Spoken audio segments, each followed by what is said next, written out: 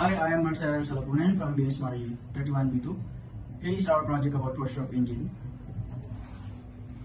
To begin with, as well known, four-stroke engine is a very common variation of an internal combustion engine that utilizes for distinct piston stroke, which are intake stroke, compression stroke, combustion stroke, and the exhaust stroke, to complete one operating cycle.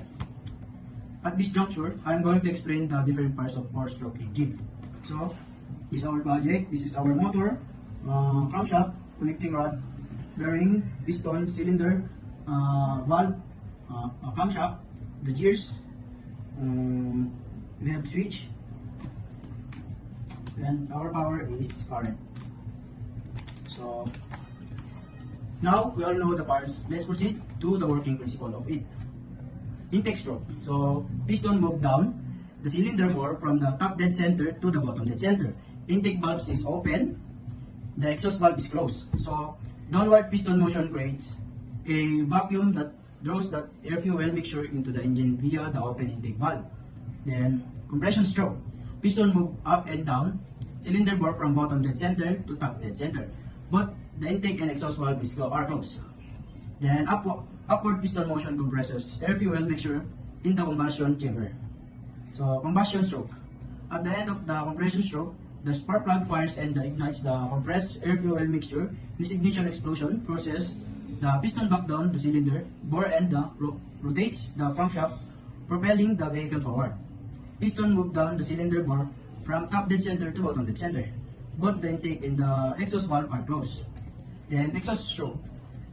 Piston moves up the cylinder bore from the bottom dead center to the dead center. The momentum caused by the power stroke is what continues the crankshaft movement in the other three strokes consecutively. Intake valve is closed. The exhaust valve is open. This final stroke forces the spent gases exhaust out of the cylinder. The cycle is now complete and the piston is ready to begin the intake stroke. The difference of the four-stroke and the two-stroke. The main difference between a two and the four-stroke engine is that the four-stroke engine goes through four stages or the two complete revolution to complete one power stroke, and the two-stroke engine goes through two stages or one complete revolution to complete the power stroke or one power stroke. Additionally, four-stroke is heavier, quieter, and more efficient than two-stroke engine.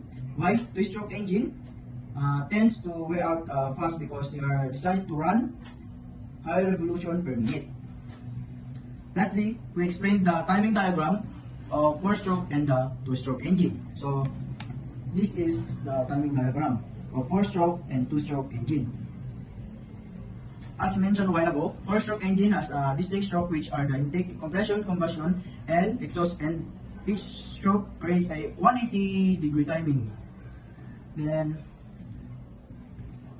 meaning the four-stroke engine creates a 720 degrees equivalent to 2 revolution. On the other hand, two-stroke engine creates a upward and downward stroke, meaning it's create to 180 degrees equal with 360 degrees of 1 revolution.